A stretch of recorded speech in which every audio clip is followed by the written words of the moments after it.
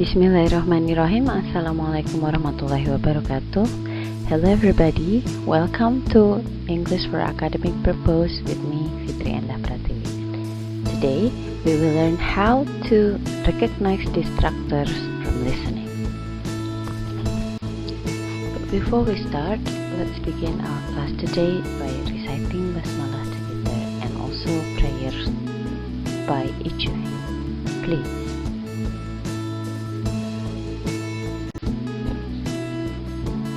Okay, I will use mixed language in explaining this matter because I think it's going to be easier for you to understand if you get two kinds of input from English and Bahasa Indonesia. What is meant by distractors? Distractor is a feature in listening that distract us to choose the correct answer. Or if you have a multiple choice question, distractors is other alternatives of answers that distract you or that confuse you to choose the correct one. Jadi distractor itu adalah sebuah pengganggu gitu ya, bisa dalam audionya atau bisa pada pertanyaan ataupun tulisannya yang mengganggu kita untuk memilih jawaban yang benar. Ada paling tidak 3 distractors yang saya tulis dalam PowerPoint ini. Yang pertama adalah similar sound, selanjutnya adalah words in a different context, dan juga yang terakhir adalah paraphrasing. Sekarang kita ke yang pertama dulu, yaitu similar sounding words atau kata-kata yang pronunciation-nya atau sound-nya sama. Misalnya seperti ini, kalian bisa baca di slide. Dalam sebuah audio listening, di sini ilustrasinya adalah picture ya. Di sebuah picture ada gambar seorang wanita yang sedang duduk. Nah, di opsinya itu kalian akan mendengarkan beberapa kata yang bunyinya hampir sama. Misalnya, jawaban yang betul adalah the woman is sitting, but in the option you may hear atau Anda bisa mendengar statement yang lain yang hampir sama. Di sini ada the woman is knitting. Nah, at this situation or at this condition, you must be able to recognize verbs knit versus sit. Knit and sit. Jadi kalian harus bisa mengenali mana yang knit, mana yang sit. Of course, when you say sitting, it begin with sound. But when you say knitting, it begin with n. Contoh yang lain ada di tabel, kita bisa melihat ada fire, tire, wire, and retire. Tentu saja ketika berkata fire, kita mulai dengan f sound. Tire kita mulai dengan t. Wire kita mulai dengan w. And retire kita mulai dengan r tapi tipis ya. Ada color, flower, tower, and shower. Color, flower, tower, shower. Walk, talk, knock, block. Walk, talk, knock, block. Nail, sail, snail, fail. Nail, sail, snail, fail. Itu adalah beberapa contoh dari similar sounding words, atau bisa juga disebut minimal pairs. Another distractors in a listening is paraphrasing. It happens when what you hear in the audio is not the same as what you read in the questions or in the option. Jadi, paraphrasing itu adalah di mana kata yang kita dengar di audio itu terkadang tidak sama dengan kata yang kita baca di pertanyaan atau di opsi. Artinya, di sini si pembuat soal menuliskan kata A pada soal atau membacakan kata A pada soal, tetapi menggunakan kata B yang merupakan sinonim dan bermakna sama dalam pertanyaan ataupun opsinya. Di sini saya mentranskrip sebuah contoh soal. Ini dari pertanyaan conversation atau short conversation. Speaker A say, "With this heavy snow on the street, I'm sure everyone will be late."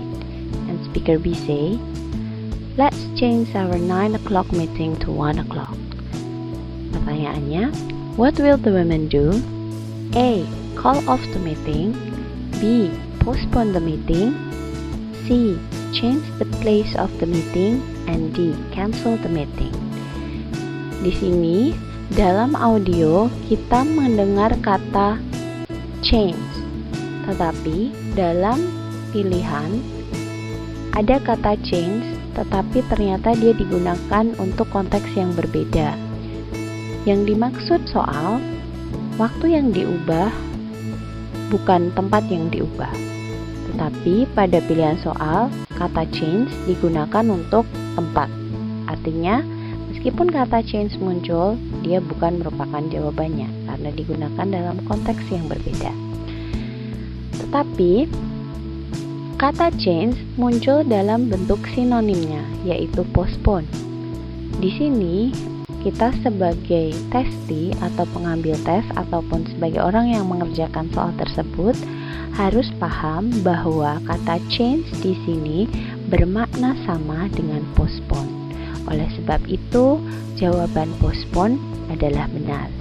Di sini, si pembuat soal mengharapkan kita untuk dapat memparaphrase kata change itu menjadi kata lain yang bermakna sama, bisa lebih panjang ataupun lebih pendek.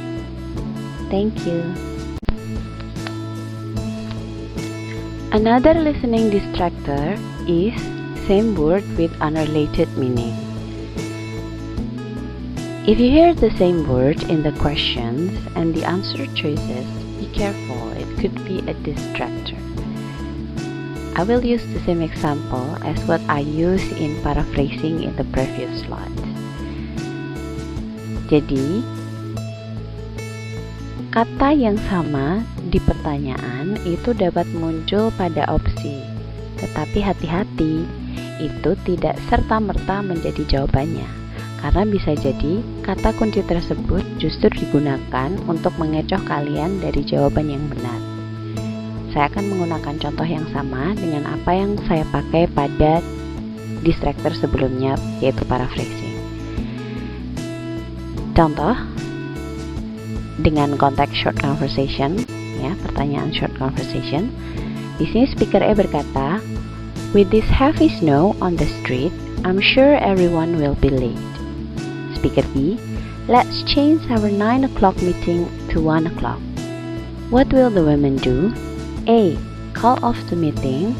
B. Postpone the meeting. C. Change the place of the meeting."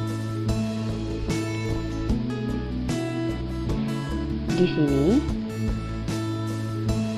call off the meeting berarti membatalkan meeting tersebut. Postpone the meeting, menunda meeting tersebut.